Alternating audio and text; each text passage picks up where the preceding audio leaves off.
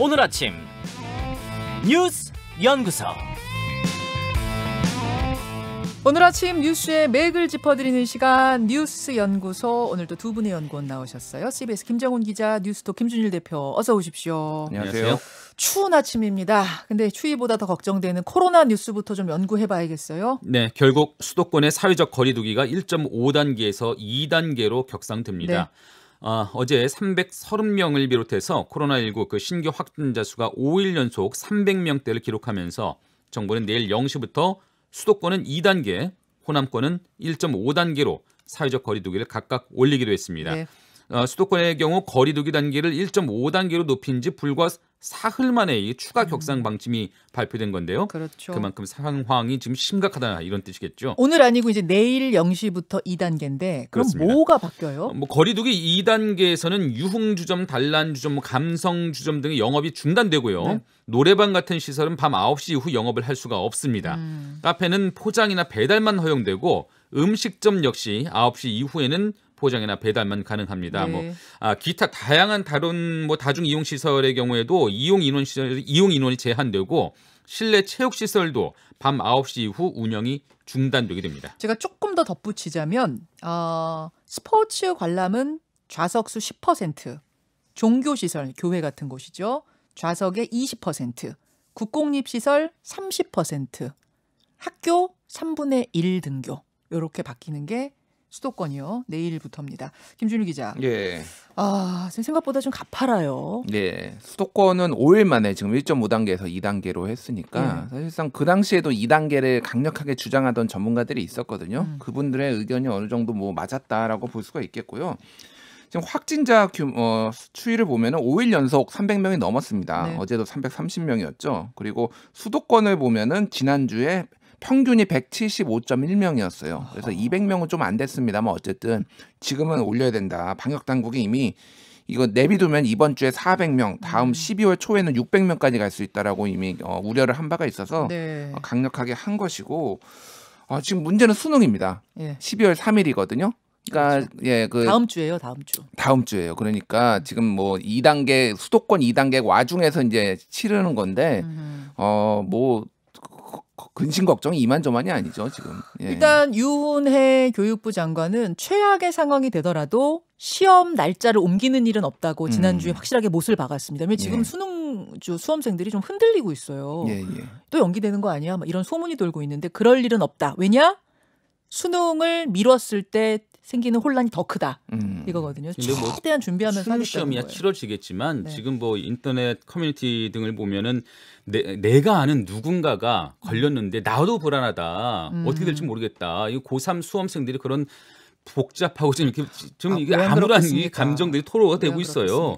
네. 그리고 지금 300명대를 유지하고는 있다지만은 불과 일주일 전이었습니다. 일주일 전에 정은경 질병관리청 청장이 앞으로 2주나 4주 후면 300에서 400명 가까이 환자가 발생할 수 있을 것이다. 이런 말을 한 게 불과 일주일 전이었거든요. 그 말 하고 나서 한 사흘 후에 그렇습니다. 예, 갑자기 그냥 300명대가 치솟아서 300명대가 쭉 유지가 되고 있는데 네. 이게 지금 현재 300명대지만 400명, 500명, 1000명대로 어느 순간 이게 확 뛰어오를 수도 있는 그런 상황입니다. 최근에 대한감염학회에서 안 그래도 그 말을 했었죠. 효과적 조치가 없이 1, 2주 지나면 1000명, 하루 1000명에 육박할 것이다. 확진자 수가. 예, 그런 경고까지. 주변에 상당히 지금 확진자가 많이 늘고 있고 이낙연 지금 민주당 대표도 확진자하고 같이 전역을 해서 지금 자가격리에 들어간 상태입니다. 또 여섯 번째 자가격리 들어간 예. 거 아니에요? 지금 검사가 여섯 번째, 자가격리는 두 번째. 그렇죠. 그런 상황입니다. 또 우려가 되는 게 지금 서민 경제 문제겠죠. 어제 정부도 발표를 하면서 박능우 보건복지부 장관도 수도권의 2단계 거리두기 적용에 많은 국민들이 일상에 불편을 겪게 될 것이다. 특히 소상공인 또 자영업자 등 서민 경제에 큰 어려움이 야기될 것이다. 이렇게 전망하고 또 양해를 구했습니다. 이런 가운데서 이재명 경기도지사는 3차 재난지원금 그 필요성을 언급하기도 했는데요. 네. 근데 이미 올해만 지금 벌써 4차례 추경이 이루어졌거든요. 네. 그리고 이미 국회가 내년도 예산안을 심사하고 있는 터라 이 3차 재난지원금까지는 올해 안에 논의가 이루어지기는 좀 어렵지 않을까 하는 생각도 들고요. 자, 여러분 다시 한번 정리해 드립니다. 내일 0시입니다. 예, 오늘 이제 준비를 해서 내일 0시부터 거리두기 2단계 들어갑니다. 그러면 유흥시설 5종 세트. 어디냐면 클럽, 룸사롱, 단란주점, 유흥주점, 콜라텍. 이 5군데는 문 닫습니다. 닫는 거예요. 카페는 테이크아웃이나 배달만 됩니다. 식당은 9시까지는 문 열 수 있는데 9시 이후에는 테이크아웃이나 배달만 됩니다. 예. 그리고 아까 제가 말씀드렸던 스포츠, 종교, 국공립시설, 학교에 인원수 제한되는 거. 이거 다 기억을 하셔야 되고 정말 방역과 경제 사이에서 참 어려운 상황입니다. 예. 다음 연구할 내용 가죠. 대한항공의 아시아나항공 인수를 좌절시킬 수도 있는 그 법원의 심사가 곧 열립니다. 조원태 한진그룹 회장과 대립해온 행동주의 사모펀드 KCGI가 한진칼에 제3자 배정 유상 증자는 적법하지 않다라고 낸 그 신주 발행 금지 가처분 신청을 두고 법원이 모레 그 25일 신문을 벌이는 건데요. 만약에 그 가처분 신청이 받아들여지면 산업은행의 투자는 무산되고요. 결국 아시아나 인수 계획 백지화할 수도 있습니다. 백지화가 될 수도 있어요. 그럴 수도 있습니다. 예. KCGI는 반도건설 또 조현아 전 대한항공 부사장 등과 함께 주주연합을 구성한 상태인데요. 네. 한진과 남매가 쪼개져 싸우는 그 소송전 앞으로도 계속될 전망이고요. 크게 보면 조원태 대 조현아 그 싸움인 거죠.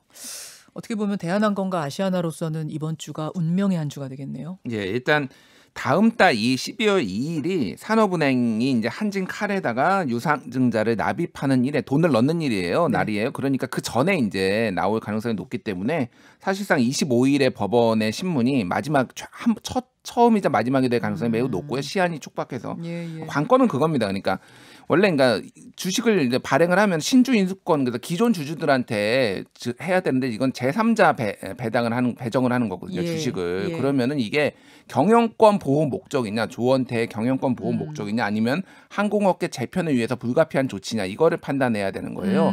KCGI 측에서는 이거는 조원태 경영권 보호를 목적으로 해서 지금 산은이 나선 거다라고 주장을 하고 있죠. 조현아 씨 측인 거죠. 네. 그러니까 그거를 법원이 판단을 해야 되는데 지금은 섣불리 판단하기는 좀 어렵긴 한데 아무래도 이 기각 가능성이 좀 더 크다. 그러니까 조원태 회장 산업은행 측에 손을 들어줄 가능성이 좀 더 크지 않느냐라는 얘기가 나오는 게 지금 항공업계가 워낙 힘들어요. 그러니까 지금 구조조정, 뭐 인수합병 이런 것들의 필요성이 워낙 큰데다가 산업은행이 또 여러 가지 뭐 제한 장치를 뒀어요. 예를 들면은 조원태 회장이 경영 능력을 미흡할 경우에는 일선에서 퇴진시킨다. 그리고 사회이사 3명을 선임할 수 있다. 기타 등등 뭐 구조조정 못하게 한다. 이런 것까지 장치를 마련해뒀기 때문에 아무래도 조금 힘들지 않을까. 그 조현아 측이. 물론 국민적인 반감은 좀 있어요. 김정훈 기자. 이거 결국 국민 세금, 산업은행의 돈이라는 게 이제 국민 세금으로 막겠다는 건데 조원태 회장 도와주는 거 아니야? 조원태 회장은 진짜 손 안 대고 코 푸는 거 아니야? 이런 반감도 있긴 하지만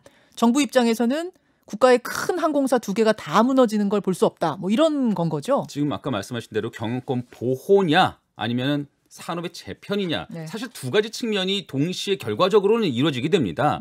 지금 현재 한진칼의 지분을 보면은 그 조현아 전 부사장과 KCGI가 함께 있는 3자 연합 지분율이 46.71%. 또 조원태 회장 측 그 우호 지분율을 합하면은 41.4%로 오히려 지금 조현아 부사장 쪽의 지분율이 높아요. 하지만 이게 산업은행의 투자가 이루어지면은 역전될 가능성이 높은 거고요. 뭐 이런 상황이긴 한데 뭐 말씀하신 것처럼 이번 가처분 신청이 기각되더라도 아마 소송전 계속 이어질 것 같고요.